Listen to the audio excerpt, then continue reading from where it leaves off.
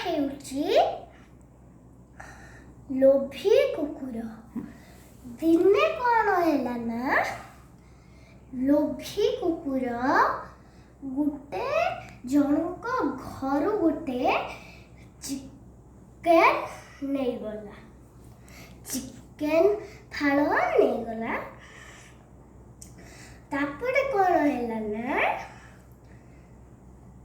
ତାପରେ କୁକୁର ଯୋଉ ରାସ୍ତାରେ ଯାଉଥିଲା ସେଇ ରାସ୍ତାରେ ଗୋଟେ ନଈ ପଡ଼ିଲା। ତାପରେ କ'ଣ ହେଲା ନା ତାପରେ ସେ କୁକୁରଟି ସେଇ ବାଉଁଶ ପୋଲ ଉପରେ ଚଢ଼ିକି ଏମିତି ଗଲା। ସିଏ ଯେମିତି ବାଉଁଶ ପୋଲ ଉପରେ ଗଲା ସିଏ ଏମିତି କରିକି ନଈକୁ ଦେଖିଲା। ଚାର ଛାଇ ଏମିତି ଦେଖାଗଲା। ତାପରେ କ'ଣ ହେଲା ନା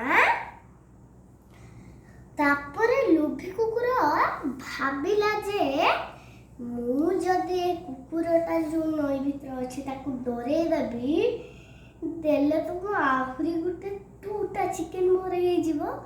ଦେଇକି ସିଏ ଭାବିଥିଲା ଯେ ମୁଁ ଭଉ କରିଦିଏ ଦେଲେ ସେ ଡରିକି ପଳେଇବ, ମୁଁ 2ଟା ମାଂସ ଖାଇଦେବି।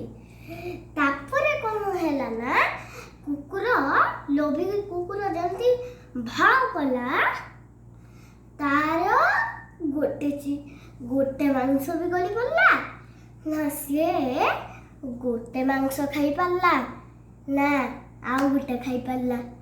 ତେଣୁ ଏଇ କାହାଣୀ ଶୁଣିକି ମନେ ରଖିଥାନ୍ତୁ ଯେ ଲୋଭ କରିବେ ନାହିଁ। ଯେତିକି ଦିଆଯିବ ସେତିକିରେ ଚଳିବେ। ୱେଲକମ୍।